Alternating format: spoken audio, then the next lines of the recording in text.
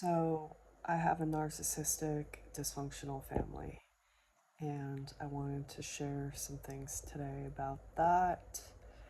Um, my dad's a drug addict and an alcoholic. He always has been. And also, my aunt and my uncle have had their fair share of using. And basically, I've always had to know all the adult issues going on since the time I was a kid.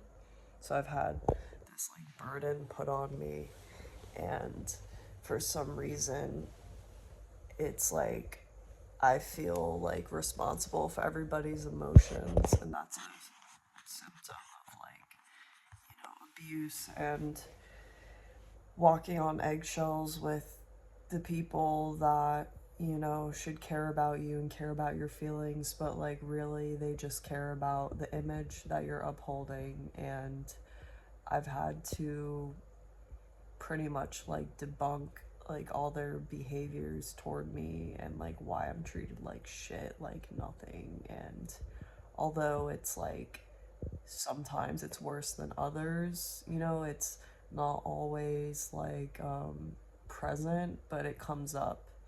So it's almost like there's a lack of empathy for the issues that I've been through, and the mental health struggles that I've experienced that were basically caused by my dad abusing me and my mom. And it's my grandmother is in denial about it, and they just say, "Oh, it's the past." "Oh, can we just forget the past?"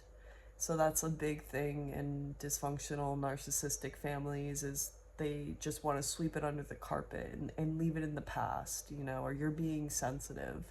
I've been told that I've been sensitive my whole life, and yeah, maybe that's true, but also treating me like shit and mentally, emotionally, gaslighting me is something I didn't realize, until I was older. Um,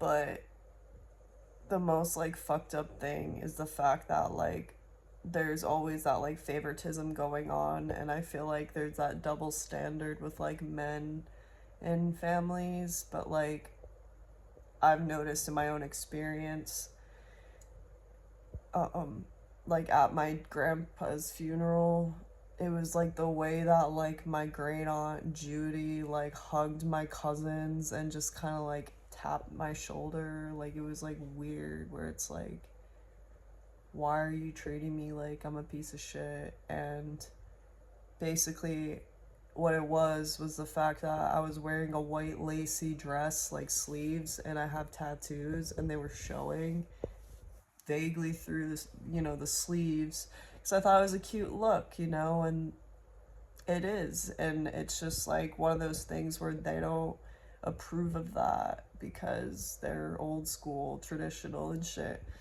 And my grandma said something about it. She's "Oh, your tattoos," and was just sitting at the table drinking wine at the end of the funeral, and was just "Uh-oh, so did you get your ride here? You need a ride." Because I don't have a driver's license because my parents didn't fucking teach me. like, it's just really sick. It's really fucked up, but both of my parents